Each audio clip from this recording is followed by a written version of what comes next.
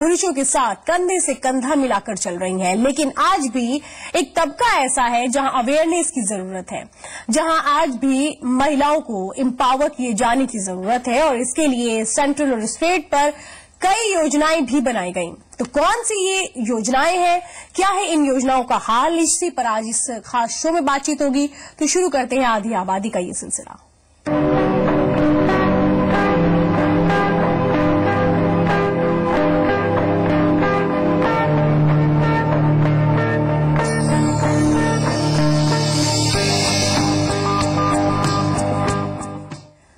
महिलाओं के वेलफेयर के लिए सरकार कई तरह की स्कीम तो चलाती है, लेकिन क्या असलियत में इनका फायदा महिलाओं को मिल पाता है? क्या केवल योजनाएं बनाना ही विमेन एम्पावरमेंट के लिए काफी है? और इन सब पहलुओं पर बारीकी से बातचीत करने के लिए दो खास मेहमान हमारे साथ हैं। वाराणसी से हमारे साथ है श्वेता प्रसाद और लखनऊ से हमारे साथ सामाजिक कार्यकर्ता नाइश हसन है। आप दोनों का ही बहुत बहुत स्वागत है। श्वेता, पहले आपका रुख करना चाहूंगी। चलिए आपसे बातचीत का सिलसिला शुरू करेंगे, लेकिन उसके पहले एक रिपोर्ट हम देख लेते हैं। आधी आबादी के वेलफेयर के लिए कौन सी खास स्कीम है, चलिए आपको बताते हैं कि कुछ ऐसी खास योजनाएं क्या है, क्या इनका फायदा मिल पा रहा है, वो देखिए आप।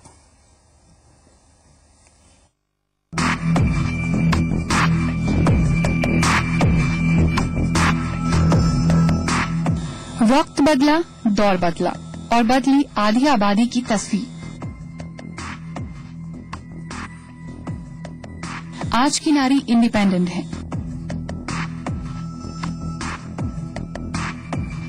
अपने अधिकारों को लेकर जागरूक है। लेकिन बात की जाए एक खास तबके या समाज के खास वर्ग की, तो वहां महिलाओं की स्थिति आज भी बहुत अच्छी नहीं है। महिलाओं को आज भी इंडिपेंडेंट होने के लिए सहारे की जरूरत है और ऐसे ही महिलाओं को एम्पावर करने के लिए उनके वेलफेयर के लिए सरकार कई तरह की स्कीम्स चलाती है, जिनमें से कुछ केंद्र सरकार की योजनाएं हैं तो कुछ स्टेट फंड योजनाएं हैं। तो चलिए आपको भी बताते हैं कुछ ऐसी ही खास योजनाओं के बारे में।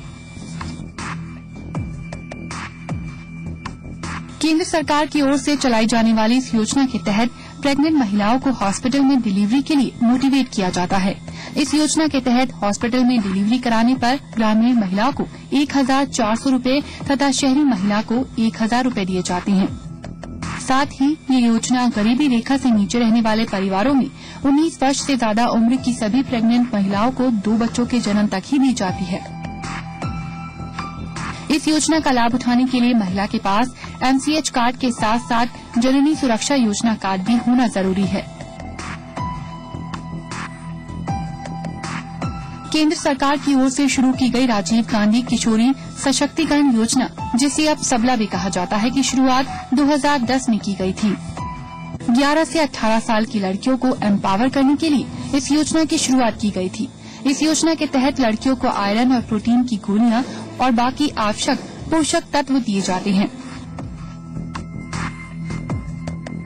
महिलाओं को समाज में समान दर्जा दिलवाने, शिक्षित करने और सशक्त बनाने के उद्देश्य से इस योजना की शुरुआत की गई। इस योजना का मुख्य उद्देश्य है महिलाओं की सामाजिक छवि तथा आत्मविश्वास को बढ़ाना, उनके लिए ऐसा वातावरण तैयार करना जहां वो ज्ञान और सूचना प्राप्त कर समाज में सकारात्मक भूमिका निभा सकें। स्वाधार योजना भारत सरकार की महिला और बाल विकास मंत्रालय की ओर से चलाई गई एक योजना है। इसके तहत वेश्यावृत्ति, रिहा कैदी, प्राकृतिक आपदा अथवा अन्य किसी भी कारण से बेघर और बेसहारा पीड़ित महिलाओं को स्वाधार गृह लाया जाता है और उन्हें इकोनॉमिकली इंडिपेंडेंट बनाया जाता है, ताकि वो अपना जीवन स्वाभिमान से जी सकें। स्वाधार गृह में रहने वाली महिलाओं को रहने, खाने, कपड़े और हेल्थ चेकअप की सुविधाएं भी मिलती हैं। उत्तर प्रदेश की ओर से चलाई जाने वाली इस योजना के तहत ऐसी महिलाएं जिनके पति की मृत्यु हो गई है और जिनकी ग्रॉस इनकम गांव में 79,884 रूपये हो, शहरों में 25,546 रूपये हो, जिनके बच्चे नाबालिग या फिर बालिग होने के बावजूद डिपेंडेंट है, उन्हें 300 रूपये प्रति महीने दिया जाता है। इतना ही नहीं, बेटी की शादी के लिए 10,000 रूपये भी दिए जाते हैं। तो समाज में महिलाओं की स्थिति सुधारने के लिए योजनाएं तो बहुत सारी हैं, लेकिन बात की जाए इनके इम्प्लीमेंटेशन की तो ज्यादातर महिलाओं में जानकारी के अभाव की वजह से महिलाएं इन योजनाओं का लाभ नहीं उठा पाती। इतना ही नहीं, कई बार तो योजना के एवज में कुछ और ही लोग स्कीम का फायदा उठा लेते हैं। तो ऐसे मामलों में ये बेहद जरूरी है कि पहले आधी आबादी को इन योजनाओं के बारे में पूरी तरह की जानकारी दी जाए और जिन लोगों यानी स्थानीय लेवल पर जिन अधिकारियों पर इन योजनाओं को लागू करवाने की जिम्मेदारी है वो गंभीरता से अपने काम को समझे और योजनाओं को सही तरीके से लागू करें। ब्यूरो रिपोर्ट, जी मीडिया। तो दो खास मेहमान हमारे साथ हैं, श्वेता प्रसाद और नाइश हसन। श्वेता जी, पहले रुक आपका करना चाहूंगी क्या कुछ आपको लगता है कि जिस तरीके से जो योजनाएं हैं जो खास तौर पर विमेन एम्पावरमेंट के लिए आती हैं, क्या लग रहा है आपको कि वो महिलाओं तक वाकई पहुंच पा रही हैं और कोई नतीजा उनसे देखने को मिलता है, कोई बदलाव उनसे देखने को मिलता है?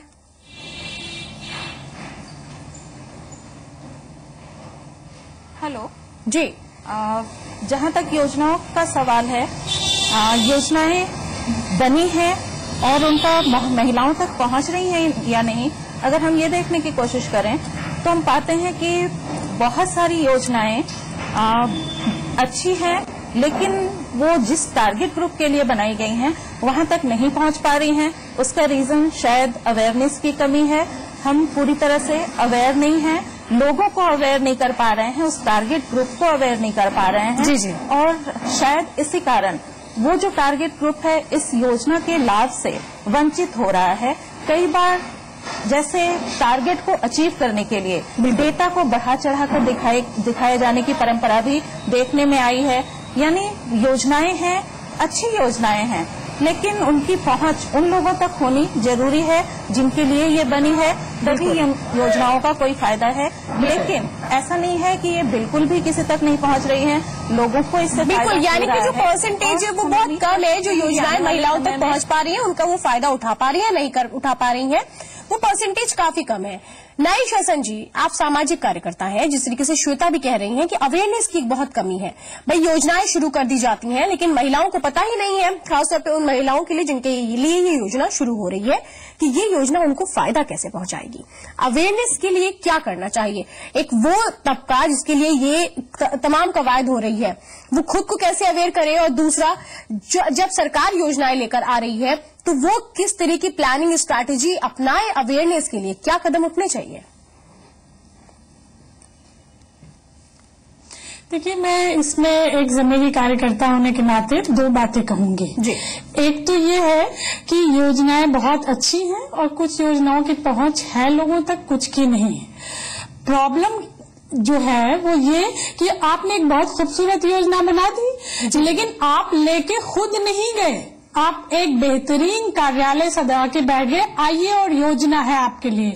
लेकिन जो औरतें पढ़ी लिखी नहीं है, जिनको मालूमात नहीं है, क्यों नहीं आप अपना ढांचा बदलते कि आप खुद वहां जाएं, अपनी योजनाएं लेके सरकारी कारिंदे क्यों नहीं बस्तियों में, स्लम में, गांव में उस तरह जाते जैसे कुछ बैंक खाता खोलने और अपनी योजनाएं देने के लिए जाते हैं। आर्यव्रत बैंक जैसा हम उसका नाम ले रहे हैं क्योंकि वो गली गली में, मोहल्लों में, गांव में जा रहे हैं कि भाई मैं आपका खाता 0 पे खोल सकता हूँ। तो सरकार एक सुंदर योजना जो बना रही है उसको लेके क्यों नहीं जाती? सिंगल विंडो सिस्टम क्यों नहीं होता कि कुछ लोग हो, एक टीम जो जाए, कहे मैं हूँ, मैं आपका जाति आय प्रमाण पत्र और सारे फॉर्म भरना, फोटो खींचना सब करके वहीं भरूंगा फॉर्म। क्यों नहीं ये चीजें होती? और ऑनलाइन अगर हो, लोगों के बीच में योजना वाली टीम जाए, ऐसी टीम बनाई जाए जो वहां जाए जी, तो मैं समझती हूँ कि बहुत बेहतर इस्तेमाल हो सकता है।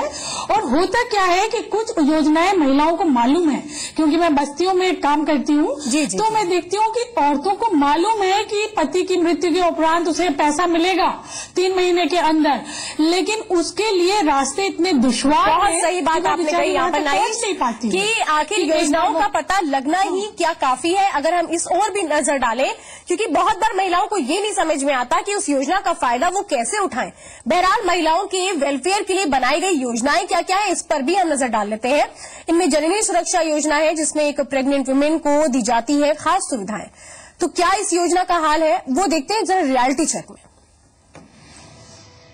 महिलाओं के बेहतर स्वास्थ्य और गर्भवती महिलाओं के सुरक्षित प्रसव कराने के उद्देश्य से जननी सुरक्षा योजना सरकार द्वारा लागू की गई, जिससे गांव-गांव में एएनएम्स को बिठाया गया, गांव-गांव में आशा बहुओं को लाया गया, जिससे जो गर्भवती महिलाएं हैं उनका बेहतर चेकअप हो सके, उनको जो जरूरत की दवाएं हैं वो उपलब्ध कराई जा सके और गांवों में ही डिलीवरी कराई जा सके। आखिर ये योजना कितनी फलीभूत हो रही है? एक चीज ये बताइए, आप एएनएम है यहाँ पर, कितनी डिलीवरी आप लोग महीने में कराती हैं? कितनी यहाँ पर डिलीवरी हो पाती है? क्या कुछ दिक्कतें होती हैं? अभी तो कोई ऐसी दिक्कत वाली बात नहीं है। 10-12 डिलीवरी लगभग महीने की हो जाती है। आयरन और कैल्शियम महिलाओं के लिए प्रमुख माना गया है, क्या ये सारी चीजों की उपलब्धता होती है? आयरन मिलता है, कैल्शियम नहीं मिलता। कैल्शियम नहीं मिलता? कैल्शियम कब से नहीं मिल रहा? कैल्शियम हम बहुत दिन हो गए, हम लोगों के नॉलेज में आया नहीं। क्या महिलाएं मांगती हैं? हाँ मांगती है। हाँ। फिर कैसे मैनेज करती हैं? क्या कुछ दिक्कतें आती हैं? कुछ नहीं मैनेज करते, यही कह देते हैं कि आयरन खाओ, कैल्शियम जब आएगा तो दिया जाएगा, नहीं तो बाहर से मंगा के खा लो। बाहर से? हाँ, अभी आया नहीं है हमारे यहाँ। स्टॉक में ही नहीं रहता है? ही नहीं स्टॉक में नहीं है, मिलता नहीं हम लोगों को, क्योंकि हमारे जब वो उपकेंद्र में नहीं आता तो हम लोगों को भी नहीं मिलता है। तो बिल्कुल शायद गर्भवती महिलाओं के लिए सबसे ज्यादा जरूरत होती है वो आयरन और कैल्शियम की, तो वो इसमें आयरन तो उपलब्ध है लेकिन कैल्शियम सालों से उपलब्ध नहीं है। शायद ये जननी सुरक्षा की पहली हकीकत है। अब आपको दिखाते हैं कि आखिर यहाँ पर जहां पर नॉर्मल डिलीवरी के एएनएम सेंटर में बात की जा रही है, वो नॉर्मल डिलीवरी वहां पर किस तरीके से नॉर्मल डिलीवरी होती है और वहां पर क्या कुछ उपलब्धता होती है। जरा इसको देखिए, जो है यहाँ के हालात को देख करके आप समझ सकते हैं कि आखिर किस तरीके से, किस माहौल में यहाँ डिलीवरी होती होगी। जो है क्या कुछ एक चीज बताइए मैम, यहाँ पर साफ सफाई कब से नहीं हुई? सफाई वाला कोई आता है कि नहीं आता? नहीं, सफाई के लिए दाई है कि वो रखी हुई है, वो आती है, वो सफाई करती है। आती है जो जी। तो क्या ये कभी अभी आपने सफाई अभियान की बात करी, क्या कुछ अभियान के तहत सफाई होगी या रूटीन सफाई नहीं होती? तो मतलब हमने कभी कभी मासिक रूप से हम लोग हफ्ते में या एक दिन में हम लोग सफाई करवाते हैं, पूरा उसका फ्यूमिकेशन वगैरह करवाया जाता है इसमें। तो हफ्ते में फ्यूमिकेशन के लिए ये था कि सब पूरा निकाल के साफ करिए और बाहर सब धूप में डाल करके। जिस हालात में ये है यहाँ पर, मतलब इतनी महक आ रही है, इतनी सारा कुछ गंदगी है, तो क्या ये रूटीन में सफाई नहीं करती? क्या होता है? रूटीन में तो डेली होती है, जब डिलीवरी होती है उसके बाद डेली होती है, डेली झाड़ू पोछा सब होता है रूटीन में। हाँ जी, बिल्कुल। ये एएनएम सेंटर की हकीकत है यहाँ पर कि जो मूलभूत सुविधाएं होनी चाहिए वो सुविधाएं मैसर नहीं है। यूं तो डिपार्टमेंट है, यहाँ पर महकमा है, तमाम एएनएम भी यहाँ पर मौजूद है, आशा बहुएं भी यहाँ मौजूद हैं, लेकिन अगर जरूरत पड़ने में कोई डॉक्टर यहाँ मौजूद नहीं है। जब तक गर्भवती महिला का यहाँ पर जो है डिलीवरी कराई जाएगी, अगर बीच में कोई स्थितियां विकराल होती हैं तो उसके पास सिर्फ एक ही चारा है कि यहाँ से एम्बुलेंस बुलवाई जाए, उसके बाद उन्हें दूसरे अस्पताल में ट्रांसफर किया जाए, यानी कि तब तक शायद यहाँ महिलाओं की जान भी जा सकती है, लेकिन वो भी उसका किसी से सरोकार नहीं है, उसको किसी से कोई लेना देना नहीं है। शायद यही सरकारी योजनाओं की और जननी सुरक्षा योजना, जिसे केंद्र और राज्य दोनों सरकारें प्रमोट करती हैं, यही है सुरक्षित प्रसव और महिलाओं की सुरक्षा का असल दावा और असल हकीकत। कानपुर से कैमरामैन मिथिलेश के साथ ब्रजेश श्रीवास्तव, जी मीडिया। तो क्या रियलिटी चेक में पाया गया वाकई में किस तरह की कमियों की बात होती है कि भाई स्कीम तो ले आए हम, लेकिन कई बार यहाँ पर अवेयरनेस का सवाल उठ रहा है, लेकिन जो कमियां हैं, जो वहां पर सुविधाएं मुहैया होनी चाहिए थी, या फिर जिस तरह से अभी आपने देखा कि विटामिन, आयरन और कैल्शियम की वहां पर जो एक तरह की मेडिसिन थी वो भी वहां पर नजर नहीं आ रही थी, इसके लिए कौन जिम्मेदार है? इसी पर बात करेंगे, यहां रुकेंगे, लेकिन दोनों खास मेहमान हमारे साथ बने हुए हैं।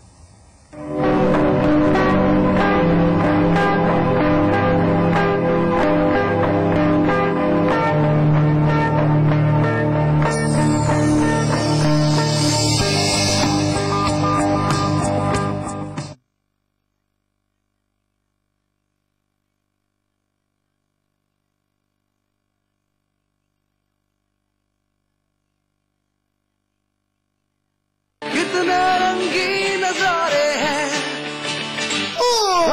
खुश है कि ये इतनी सब चीजें क्यों? मम्मी को बोलो सिर्फ ये काफी है। नया सर्फ एक्सेल बार, इसमें है नील, ब्लीच, नींबू और विनेगर की शक्ति। वेलकम सिस्टर, हमें खो जाने दो। खुश करो, खुश रहो, खुश नहीं, सुपर खुश रहो। Good night advance active plus combi pack अब सिर्फ 66 रुपीज का।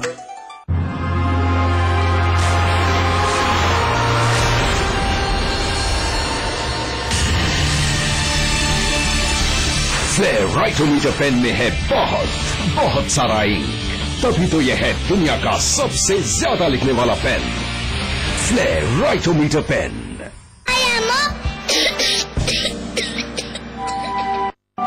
अरे खांसी बुखार फिर से? गर्म कपड़े भी पहनाए। खांसी जुकाम हाथों पर लगे कीटाणुओं से भी हो सकता है। तो एडवांस लाइफ बॉय खांसी जुकाम जैसे 10 इन्फेक्शन वाले कीटाणुओं से बचाता है। Advance life boy. मस्ती करने को तैयार, शरारत वाली जोड़ी, राइट, साथ करे हर चैप्टर पार। ओह, पढ़ाई वाली जोड़ी, बनाना हर बार, लड़ाई वाली जोड़ी, देखे सपने हम दो चार, विश वाली जोड़ी, और ये फ्रेशनेस जोड़ी 50 ग्राम क्लोजअप टूथपेस्ट और टूथब्रश का जोड़ी पैक सिर्फ 24 रुपए में, ताकि इन जोड़ियों की फ्रेशनेस बरकरार रहे।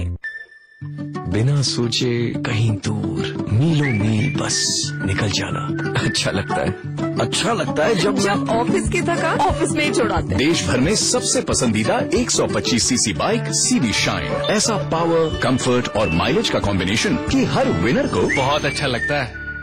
अभी जी हमारी पत्नी जी कहती हैं कि महक से पता चलता है कि कपड़े साफ हुए कि नहीं। महक से नया व्हील, इसमें है नींबू की शक्ति और हजारों फूलों की महक। ये है सफाई और ये सफाई की महक। नया व्हील, सफाई वही जो महके।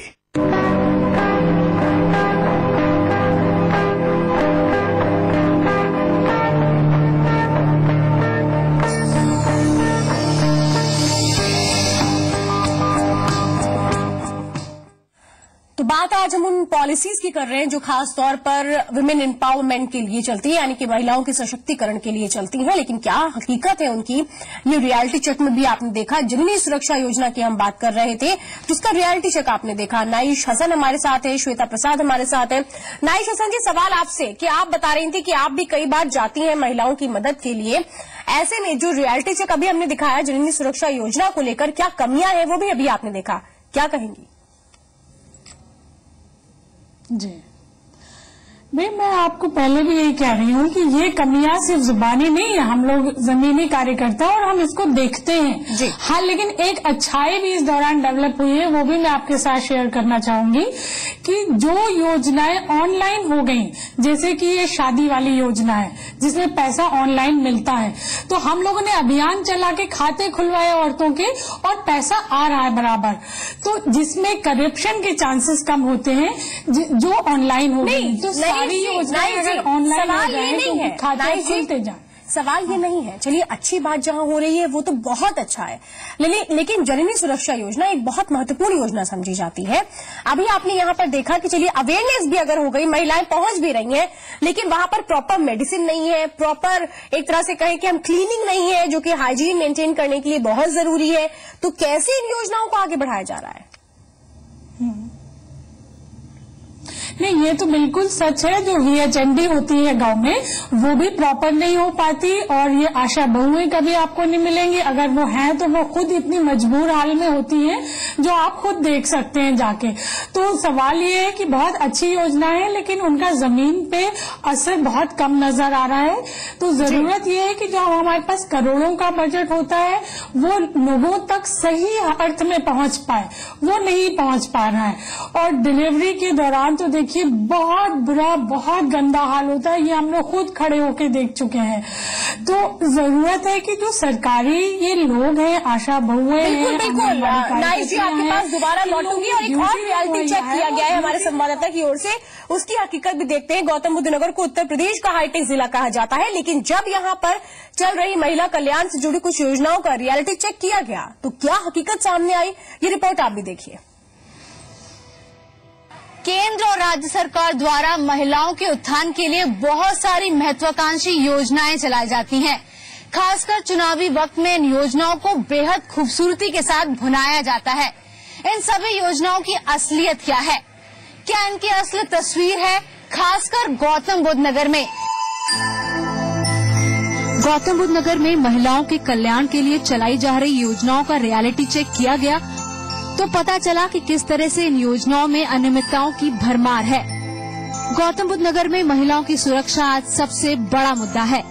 यही वजह है कि सूबे की सरकार समय समय पर महिलाओं की सुरक्षा के दावे भी करती है, लेकिन उत्तर प्रदेश सरकार की हकीकत देखिए कि 2010 में बलात्कार की शिकार हुई नोएडा की एक 19 वर्षीय लड़की आज दर-दर की ठोकरें खाने को मजबूर है। घर में केवल बूढ़े पिता हैं, आमदनी का कोई जरिया नहीं है।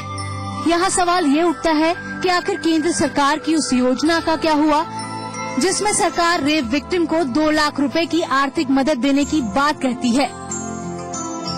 जुलाई 2012 में जनता दरबार में मुख्यमंत्री अखिलेश यादव ने नौकरी का भरोसा भी दिया था, लेकिन अभी तक नौकरी देने की मुख्यमंत्री की फरमान की फाइल अफसरों की टेबल पर टहल रही है। डरावना ऐसा लगता है जैसे वो लोग मुझे अभी दबोच रहे हैं, अभी मेरे को मारने की कोशिश कर रहे हैं। मैं अखिलेश यादव से भी मिली थी, मुख्यमंत्री अखिलेश यादव से, और उन्होंने मुझे आश्वासन दिया था कि आपको नौकरी हम दिलाएंगे, और नौकरी के लिए उन्होंने लिख के भी दिया था, पर आज तक मुझे नौकरी नहीं मिली। नहीं, अभी तक वो 2 लाख रुपए मुझे नहीं मिले हैं। 2 साल से मैं उसके लिए बार-बार जाती हूँ और वापस आ जाती हूँ। गौतम बुद्ध नगर में महिलाओं से जुड़ी योजनाओं में अनियमितताओं की कहानी यही नहीं रुकी। अब बात करते हैं एक ऐसी योजना की जिसके हर साल कागजों में टारगेट बढ़ जाते हैं। जी हाँ, हम बात कर रहे हैं विधवा पेंशन योजना की। गौतम बुद्ध नगर में अभी तक 4,825 महिलाओं को विधवा पेंशन दी जाती है, जिसके टारगेट को बढ़ाकर अब डबल कर दिया गया है। तो अभी गवर्नमेंट ने जियो आया है लेटेस्ट 4017 विडो पेंशन को हमें और नया सेंक्शन करने को दिया गया है। लेकिन जब गौतम बुद्ध नगर में विधवा पेंशन का रियलिटी चेक किया गया तो सभी दावों की पोल खुल गई। और इनकी असलियत जानने के लिए हम अब पहुंचे हैं धूम मानिकपुर गांव, और यहाँ पहुंचने के साथ हमें यहाँ पर कहें तो समस्याओं की और इस योजनाओं से जुड़ी खामियों की एक लंबी फेहरिस्त तैयार हो गई है। 1 साल हो गया है करीब जब इन्हें पेंशन नहीं आई है। 28/3/2013 में इनकी पेंशन इसमें क्रेडिट हुई है, आप देख सकते हैं ये। लेकिन उसके बाद से कितने चक्कर काट चुके हैं विकास भवन के? मैं कितने चक्कर काट चुकी। वे कभी कोई कुछ कह देता, कभी कोई नहीं कह दीजिए, कब कट गई तो कटी गई, अब नहीं बंधेगी। 2010 में ट्रांसफर हुई है, देख सकते हैं ये असलियत है यहाँ पर। और क्या घर में कौन कौन है? कोई मैं तो ये नहीं हूँ, मेरे तक कोई भी ना। बड़ा अफसोस होता है ये जानकर कि ये असलियत है उत्तर प्रदेश की। गौतम बुद्ध नगर जिला है, हाईटेक जिला कहा जाता है, लेकिन असलियत कह सकते हैं किसी से छुपी नहीं है। धूम मानिकपुर गांव से कैमरामैन अनिल चौहान के साथ शिल्पा पुंडीर, जी मीडिया। श्वेता जी, आपसे कमेंट चाहूंगी, किस तरीके से रियलिटी चेक हुआ? आपने भी देखा है, यहाँ पर योजनाएं तो शुरू कर दी गई, लेकिन वो कैसे अपने अंजाम तक पहुंचेंगी जब इस तरह की अनदेखी होगी? तो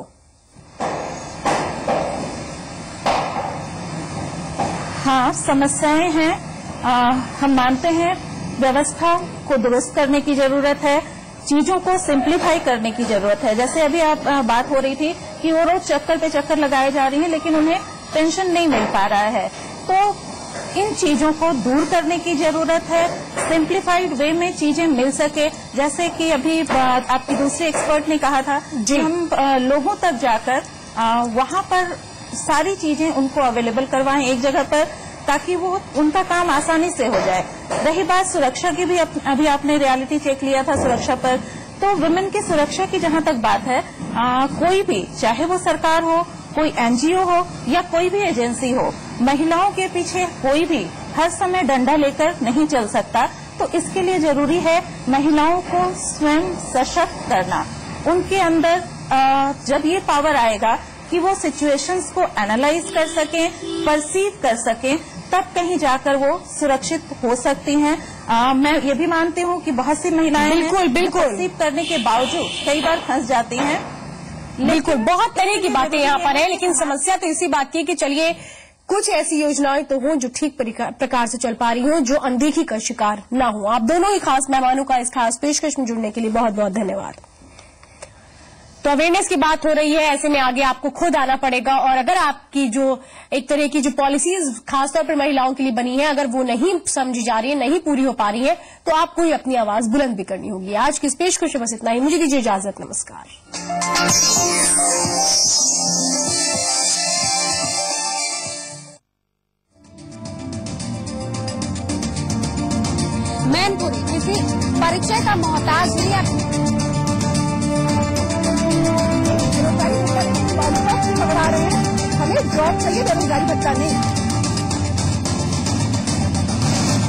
अरबों रुपए आया है यहाँ पर सरकारों के पास, पैसा से पैसा चला जाता है।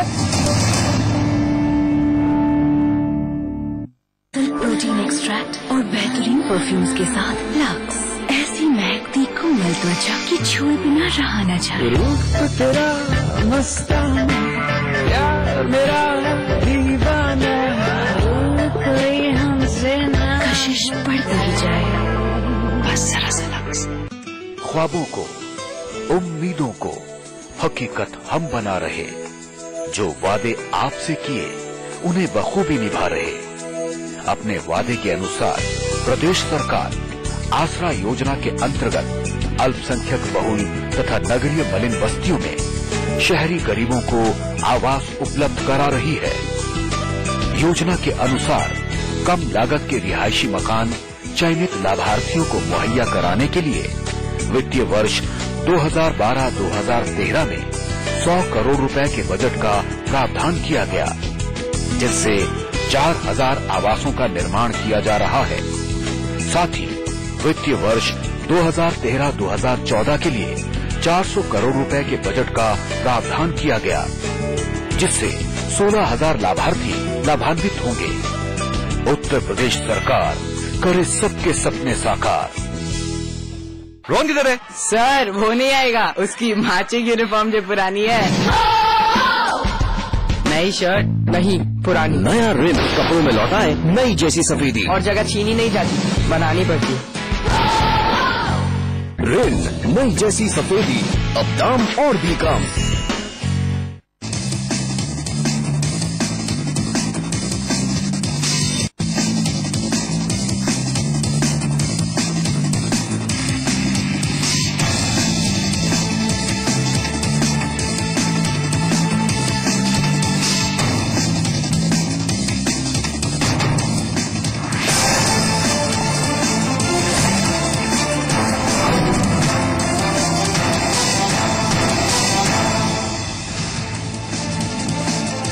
झांसी में एमपी के बीजेपी नेता ब्रजेश तिवारी और उनके परिवार की हत्या मामले की जांच तेज हो गई है। इस सिलसिले में एसटीएफ की 7 सदस्यीय टीम ने एसएसपी के साथ बैठक भी की। अभी तक इस मामले में एक शख्स को गिरफ्तार किया गया है, जबकि 12 हिरासत में हैं।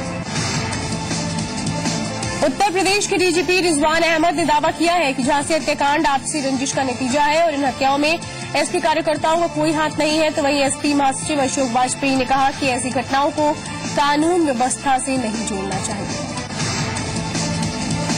छत्तीसगढ़ के सुकमा में पुलिस और नक्सलियों के बीच मुठभेड़ हुई है। इस मुठभेड़ में पेट्रोलिंग पर निकले सीआरपीएफ के 2 जवान घायल हो गए हैं। तो वहीं चित्तांगुफा इलाके में सीआरपीएफ के आईजी के हेलीकॉप्टर पर भी नक्सलियों ने फायरिंग की। रायबरेली के खुरवारा कस्बे में पोलियो ड्रॉप पीने से एक 2 महीने के बच्चे की मौत हो गई। परिजनों ने आरोप लगाया है कि बच्चे की मौत पोलियो ड्रॉप से हुई है।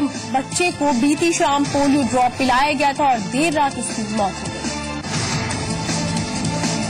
कांग्रेस उपाध्यक्ष राहुल गांधी थोड़ी देर में भोपाल पहुंचने वाले हैं। यहां वो महिला कांग्रेस के कार्यक्रम महिला संवाद में शिरकत करेंगे। लोकसभा चुनाव को देखते हुए राहुल ने इस दौरे को काफी अहम माना जा रहा है। वहीं 22 और 23 जनवरी को राहुल गांधी अमेठी का दौरा भी करेंगे।